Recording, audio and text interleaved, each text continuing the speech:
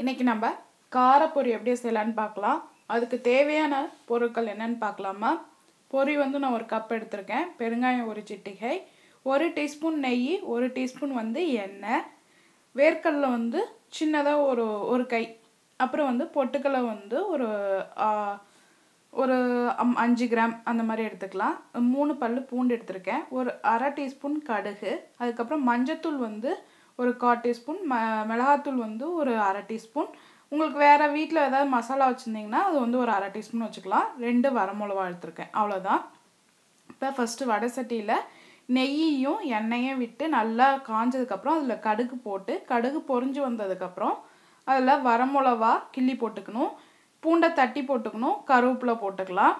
கருவேப்பிலை போட்டுட்டு இதை நல்லா அதிலே வந்து இந்த வேர்க்கடலை பொட்டுக்கடலை போட்டு நல்லா ஃப்ரை பண்ணிக்கலாம். கொஞ்சம் நேரம் ஃப்ரை ஆனதுக்கப்புறம் அதில் வந்து பொரி போட்டு மசாலா தூள் வச்சுருக்கோம் பாருங்கள், அது போட்டுக்கலாம். நல்லா போட்டு நல்லா கலந்துக்குங்க. இப்போ வந்து அடுப்பை வந்து நல்லா ஸ்லோவில் வச்சிடணும். பொரி போட்டதுக்கப்புறம் அது நல்லா கொஞ்சம் சூடு மொறுன்னு வரும்.